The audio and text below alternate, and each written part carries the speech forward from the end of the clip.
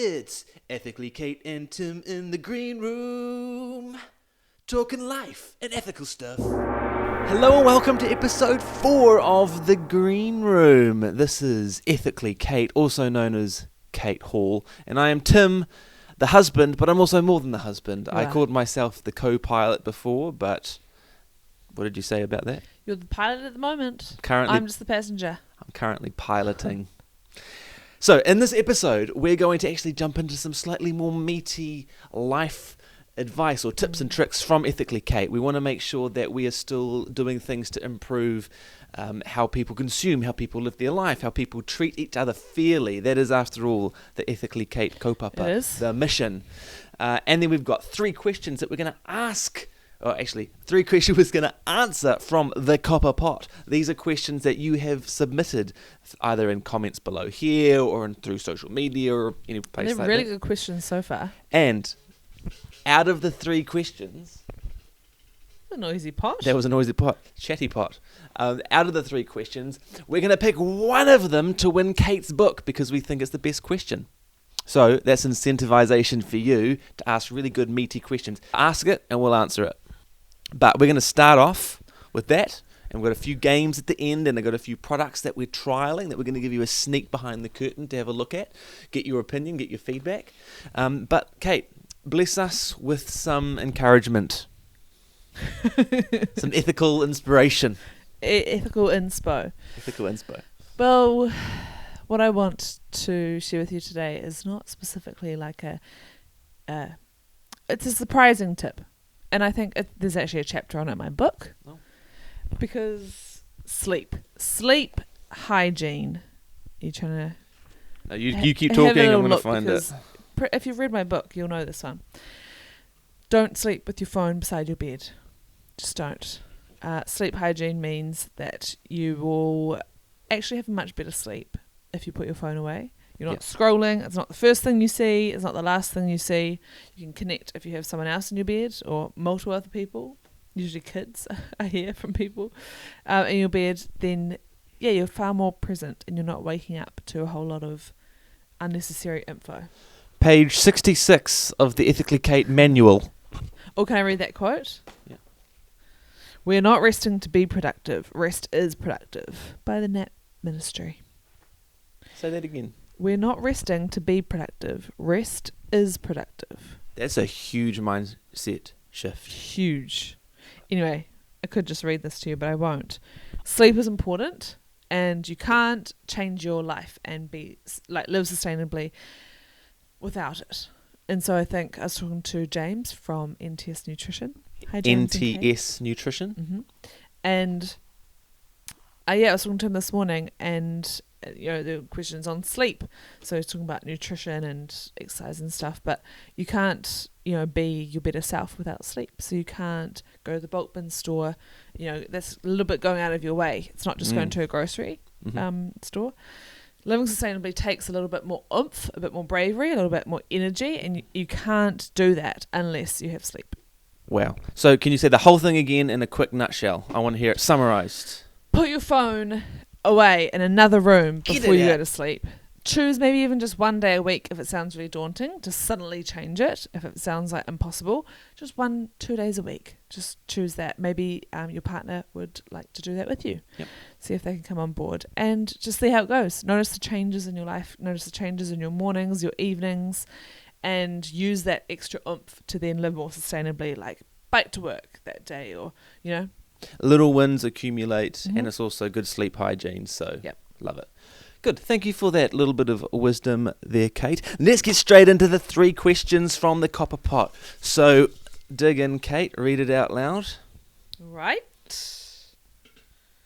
What's something the other person is doing really well as a parent? Oh. Not everybody put their name on it because so that one is a mystery person. Mystery person. Mystery Great person. question, mystery person. If it is you, let us know. What is one thing that the other person is doing well Can I go as first? Sure. You, of course, take the floor. All yours. I'm all ears. I really like how you talk to Orchard. Right. And you tell her what you're going to do. You go, Orchard, I'm going to change your undies now. and you change your nappy. I'm just gonna put this here, and you like tell her everything. I'm going to pick you up in 3, 2, 1. Yeah. Pick up. Like yesterday, this is not a relational attack. We're meant to be building each other up. But yesterday we were on the floor, and then Kate was like, okay, I'm going to do some EC with Orchard. And she just scooped Orchard up, and then she had like a cry. She was like, why did you do that? And I had just watched Orchard successfully just roll over from her back to her tummy, and she was like, yeah. And then sort of swoop up. And so to avoid that, I try to do things like, hey, I just give her a heads up. And talk to her in English. Just so you know, though, I do that to her all the time. It's just a part of her life. So. Our daughter is afflicted. But no, I like how you like treat her like a person. Yes. She is a person, but you know what I mean. Yeah. She's a mini human. She's a mini human. I think we can talk in kind of baby goo goo gaga or like just. Yeah, I just like it feels like how you talk to her is giving her, even though she doesn't really have any autonomy, but it's giving her a good setup for it. Nice. I like how you take her into the shower and give her baths. I think it's really lovely. Because you don't have to do it. I don't have to do it. Is that why you like it? No, maybe that's a peripheral glow effect. I like drying her. That's what I like doing. I like getting handed a wet baby and cleaning her up. But I just think it's so lovely, and I see her like clinging to you when she's in the shower, like a little she loves the koala, shower. and you're like, ready? I'm going to put you under the water. 1, 2, 3, wee is what you do, and she's like, whoa! It's a super cool. Or in the bath, you've been adding some soap suds, or the Eco Store actually. Bubble bath. That's the new thing. Eco Store bubble bath. I rate it.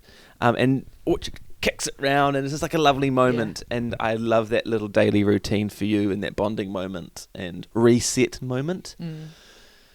Oh, I love a clean baby. Oh, I think everybody loves a clean baby, but everybody loves a reset baby. And you're working on a post right now coming up.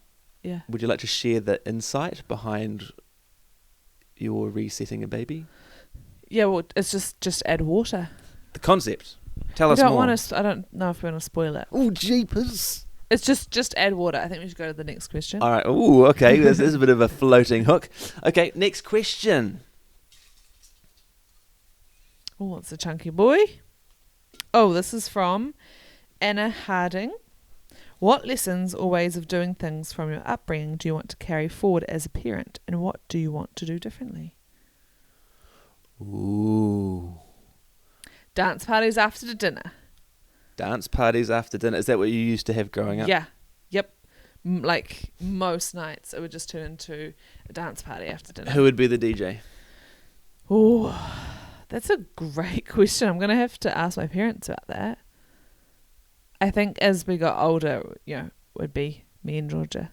My brother's gone off to his room at this point. The eldest brother, yeah. He's like, as soon as he's finished eating and can excuse himself. Okay, so it would turn into a dance party in the lounge, and your mum and dad would get involved. Paint the scene for us. Yep. So we'd have dinner at our family dinner table. Yep. There'd be carrot sticks and a glass of water. Yeah, keep them fresh. A green salad, lettuce, cucumber, bit of tomato. Yep. And that's all you had for dinner. And that's it. No, that's in the middle. Healthy eating, light exclusive. Vinaigrette dressing. Anyway, we'd eat dinner, and then when everyone was finished, Isaac would piss off. Catch you later, Isaac. He'd actually want to leave sooner than he was allowed to. He'd hear the music start and be like, I'm out. And also, Dad's a vet, so we would have quite gruesome conversations. And he wasn't into the gruesome conversations. No. And like just kind of, no. Yeah. No. So, yeah, and then we just have a dance party, really. Yeah. Also, before that, I always used to sit on Dad's knee. Cute. I just always sit on his knee. Just like Orchard sits Just on your always knee. Sit on his knee. Like any set time, anything special in particular? I didn't have a seat at the dinner table, actually. I just sat on his knee. Yeah, 17-year-old Kate just before she moved out. No. Oh, that's beautiful. You should be able to do that. Maybe like towards the end of dinner. I hope Orchard wants to sit on my knee and give me cuddles. Yeah. Her whole damn I actually remember them saying, will you sit on my knee like forever? And I'm like, of course. Why wouldn't I? Like, of course I would sit on, like, why would I never not do this? Now I'm 29 and I'm like, I'll give you a hug. Oh, Pat on the back. Hey, Dad, how you going there, mate? Shake your hands. I mean, Give him the bro. a cuddle or sitting close at night while you watch a show. No, that's nice. That's nice. That's nice Anyway, enough. we'd have a dance party then. After that, we'd have a dance party. And they were rages. Also, then Dad would dress up like Uncle Steve. Get in there. Then he'd leave and go to the front door and knock, knock. Who Uncle is it? Steve's there. Uncle He'd have a Steve. blonde wig and like those steezy sunglasses. Yeah, yeah. And we'd be like, oh my gosh, our crazy Uncle Steve has come to visit. And what would Uncle Steve put on the agenda? More than a he'd dance join party? the dance Oh, party. he would. Oh. I don't know. I think he'd just have yarns and it was just fresh. Someone new there. Someone new. Spice of life. Mix it up a little bit. He never got to meet my dad though. They're estranged. They're in a Yeah. strange relationship. Dad would always leave. He'd have to leave the room. He was just Mm. pottering in the garden, actually. Yeah. Couldn't be in the same room with Uncle Steve. Yeah. So that's something. Go back to Anna's question. Since the feud. That's something. That's something that I want to keep up, and we kind of have with Orchard from like Well, that was day one. required from her. Now she's not requiring it. We're a bit tired at the end of the day. Yeah, we're like, yeah, but we're also in the coming out of the newborn we'll baby have phase. hopefully some more energy. Just asking. Asking for a friend. Asking for a friend. Will we get more energy back Does as the kid gets older, or will we have to use more energy because they'll be more mobile? just asking, Just curious. slightly intrigued. Yeah. What about you and your family? But you haven't answered the one that you want to stop doing, or do you want to think about that? And I can go about my positive one. I'll do my positive You one. do a positive one. Family camping trips. 2 weeks. Doesn't have to be this exact time. Just after New Year's, Yeah. Dad would take 2 weeks off. We'd rent out our home and we'd go somewhere as a family. But it wasn't just camping. You'd rent out your home. We'd rent out the home to pay for our How holiday. would you do that for like 2 weeks? Holiday. People Was wanted. Airbnb around? No, I don't know how Mum and Dad did it. It was well before Airbnb. Huh. But it would be rented out. Yeah. Once I came home and I had hid my toys, my favourite toys, like my Dodge Viper thing, No. in my wardrobe under some things, and the seat had been snapped off. I was not happy with the renters that year. No. But turning this back into the positive, Yep. we would pack the trailer or put things in the boat. Bread for a maker. while. Yep, and we would take Rugs. the bread maker, the water distiller, the fridge, like our mini fridge, like rugs, blow up mattresses. It was glamping, but it wasn't always glamping. Every year we just add one new thing or a few new things. Yeah, We'd have like slippery power slope. or like lights going through it and electric fans and stuff. Yeah. I It's not a slippery really slope, it's a slope towards glory. Yeah, but if you kept on going though, you would have actually just ended up like taking your whole house. No, I think we were pretty good at the end. Picture this. You go out surfing at Waihi Beach in the morning. Beautiful. And you come back 2 hours later, exhausted, tanned, crispy, ready to go. And then you come back and the fresh bread from the bread maker has just come out. That's wild. And then you cut it open and Mum's like, oh, look how good this is. And then you get honey and butter and it melts through it and you're just like, nom, nom, nom. And you're like so hungry to the bone. And then you have like a cold drink. Yeah. Good. Yeah. Anyway, that's something I want to do. I want to Yep. do some sort of. What age are we going to start her with the camping thing? Apparently, our mum and dad started before my older brother was born, and they just did it every year. So Yeah. we're already behind the 8 ball. Okay. So what's the This one year, camping. camping this year? Even for a short time, we can Yep. just start. Totally. We started with one tent, no power, no nothing. Yeah. Like, We've and got a tent. we got a tent. Cool. What's one thing you'd like to swap out, change, adjust? I think of mine It's- too. It's hard because like my childhood was really great. Yes, yours was. I can't fault it too much. Well, it doesn't have to be a big negative thing. I know, It but could, I can't. Yeah. Ah. Oh. I thought it fun. Okay. I will give Orchard the opportunity to shave her legs, Okay. but I won't enforce it. And not that, was it enforced for me? Mum taught me how to shave my legs. It was just like a thing you do. Mm-hmm. And I guess in our society, it is like a thing chicks do. Like, So okay, it's a you're old it's enough, a beauty standard you know, in our I don't culture.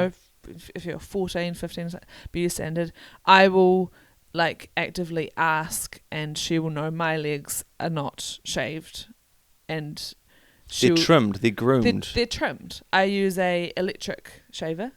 And you use my hair cutter. The one that you cut your hair with. Yeah. And I just, maybe every 2 months, I just go over it and trim it like you would a dog.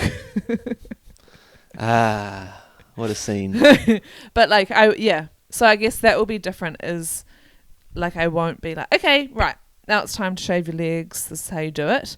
But would you like me to, help you? I'll totally, if she wants to, but I will have more open dialogue around, why do you want to? Do you want me to show you? Blah, blah, blah. But then I would have forgotten. And then I'll show her. Just because somehow I'm good at that I can stuff. also shave your legs like I do my legs. Like the poodle. Girl, whatever. Yeah. It's like a poodle cut. Like little poms by the ankles. Yeah. Okay. My one is I will evaluate if and when Orchard or future children get potty mouths and start swearing or using bad language. I had to bite the soap bar once. Wow. I did not use bad language around my parents ever again. I remember saying I think it was just something dumb like "shut up." No, it was worse Did than you that. have to take a bite out of it? I had to bite it. I didn't have to crack it open. I just went, and then I had to come out, and it was just like, ugh, just disgusting. Ugh. Right. Okay. Wash your mouth out. Literally. Yeah, it was a good metaphor. Wow. And I've never heard that. Biting a... And am I a smutty talker as an adult? No.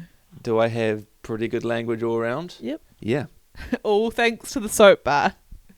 So Top parenting tips. No, I'm saying I might not do that. Yeah. Yeah. Well, I'd like to evaluate doing that. Yeah. Evaluate. I mean, there's so many ways. I think it's... Gosh, that whole discipline piece.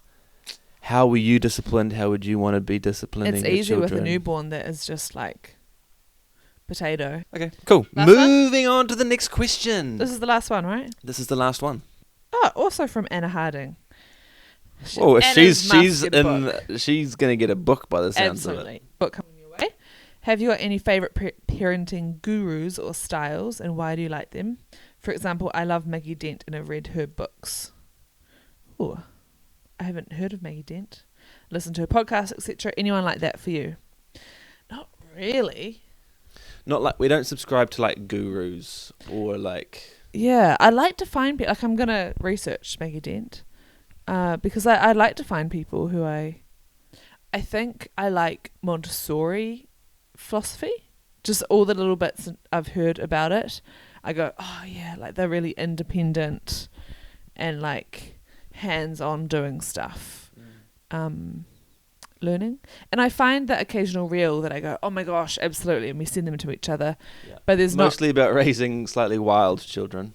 Yeah, really like autonomous, independent, and not stepping in and going, be careful, up the tree, oh my god, and holding them to a higher standard. Yeah. So I've been a nanny for a long time, and I go into some homes and the 2.5-year-old knows how to put their stuff in the dishwasher. Wow. And after they've eaten, they know how to put it in. They may not put it in the right way, but they pretty much do. Supervision required. They just know that that's expected of them. Yeah. And I go into some homes and the 10-year-old can't do that. Yeah. So and then refuse to when they're asked when they're older. Yeah. Because they weren't culturally suggested that that's part of the tribe. And so that one book we love is we didn't Hunt, finish Gather, Parent, is it? Hunt, Gather, Parent. Yeah, we'll add it in correctly like over that. here if it's. But we loved that because it was basically this journalist looking at the parenting philosophies of Indigenous cultures, 3 of them in particular, and she went and visited them, and she basically saw pretty much that disconnect of why parents struggling so much to like just get their kids to put their clothes on and pick up their lunch from the countertop that their parents have already made for them and go to school. Parents here are struggling to do that. Meanwhile, in some cultures, they get up, they sweep the whole floors, they do, like what is happening? And it's about involving chores as a way of like living, as expectation. Like as a family on Sundays, we reset the house. Yep. And and how do you instill that? Yep. And so that was really, really fascinating. And it's not so much about putting the kid down somewhere where they can watch mummy vacuum the floor. Yeah, it's about doing it with It's them. about giving them the corner and a brush and a pan so that they can do it in a really crappy way, but still participate. Still do it. And it can be a bit like frustrating where you're just trying to be busy. It would be and get it faster done. if you could get it Yeah, done. and it's not giving them pretend toys to do it too. You're actually giving them helpful tools to make do a it. difference. Like it's part of play is the chores and the lifestyle of the home. Yeah. So I think we really like that type of philosophy. So Orchard actually, she's really good on the vacuum. Yeah, she's good. She can't stand up yet, but she can like shuffle around with it. I read a book many years ago called 12 Rules for Life. 12 Rules for Life, and one of the chapters is don't allow your kids to do anything that makes you dislike them. And I found that really insightful because I see a lot of parents be always angry or frustrated or irritated at their kids and talk badly about their kids when it was about nipping things in the bud and actually making sure that you have a positive relationship with your kid and you like them and that the standards, like you say, are raised high. They're a contributing person. They're not rude. They're not this, that. And that actually is a really important rule to have in your life, and it makes the kids likable, and they're not just likable by you, but it means that they're more likable when your friends peers. come around. Totally. And then when little Orchard shows up, looks at them in the eye and says hello, they're more likely going to get a positive experience from that newcomer who's going to like them more. And then they're going to give them they're going to include them, they're going to look out for them, compared to the other way around, come up and whack them with a stick or something, and it's like, oh, your child's annoying me. And that actually can spiral. So you think about schooling, you think about peer groups, you think about if you don't get that likability factor in place from a young little age, you can spiral off or you can spiral in a good way. That's what I like. So, the answer is no. We haven't found any specific gurus, but we have different concepts that we're holding on to. And we'll learn more as we go. This book is coming your way, Anna Harding. Yes. You are lovely. You are lovely. Thank you for your insightful questions. So now we're coming to the last chunk of this podcast, where we have two things to do. Yeah. We have a game to play, and I've got some game costumes to wear because we've got to be more festive when we play. And we have two products that we're currently trialing that we're just going to show you. No money is exchanged hands. Actually, one has, because we've just done a giveaway for batteries. But I'm so in love with this concept that I just want more people to know about it. So let's just start there. Let me get them. Whoa, look at this box. Hold on to that. Batteries. They go in your gaming controllers. They go in your TV remotes. They go in all sorts of sizes, see? Devices. Flashlights. So these here, you know how you have batteries and you know how you throw them in the rubbish bin, but you're not allowed to put them in the rubbish bin. They have to go into the battery collection. 13 rubbish truck fires alone this year. Also, I got a message because we did this giveaway from someone who works in rubbish, and in the last 7 weeks there's been like 2 fires in their particular trucks. So just what are these fires about? Because people put their batteries into their home rubbish that end up in the trash compactor, as it were, inside the truck, and then they get squished together, and then lithium and all that, it ends up causing fires. And so they're lithium and all that. Jeepers. They've got this size as well. Oh yeah. That's good for your guitars. So this here is not just a whack it in the wall charger, like traditional rechargeable batteries. Yeah, these are like bulky, the traditional ones. It's like that. And you have to plug them. This here is super cool. Let me look at this. Look at this. It's a USB 3C. It's a USB-C charger, and you're probably all out of focus here, but you just plug them in like you do your phone, and then you plug it into the wall like you do your phone, and they just light up and charge. And it has 1,000 uses, at least 1,000 uses. That's way more than other batteries. We've been using them for ages and years, 5+ years. Anytime. Anyway, and then they've done this other cool thing like this solar charger, and then you can plug your 2 phones into it. I'm stoked. Pale blue. Pale blue. This would be great for camping. Camping. Or going on a fishing excursion, or going for a long hike. Sunshine. I'm a huge fan. And use Ethically Kate, the code Ethically Kate, and get 20% off. That's a huge chunk That's a for huge something like this. chunk of a Brands discount. don't usually give 20%, so they are very generous. Thank you, Pale Blue. This is a slightly more premium product, but it's going to last you way longer, Yeah. and the impact on the planet is way Toys, better. kids' toys. Far out. Pale blue, baby. Big fans. And one we're trialing. No money's changed hands yet. Hold on to those, please, Kate. I'll just take my post-it note off it. Post-it notes aren't sustainable, Tim.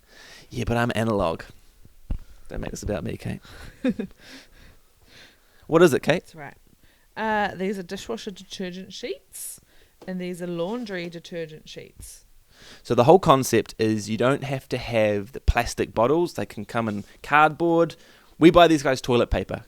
So we're currently their customers. We've bought their toilet paper for years. Yeah, so many years. Even our tenants at our house have their toilet paper. Green cane toilet paper, but they've just branched out and created these new sheets. So you just put a sheet in the dishwasher or in the washing machine, and it's all natural, all plant enzymes, all that good stuff, none of the bad stuff.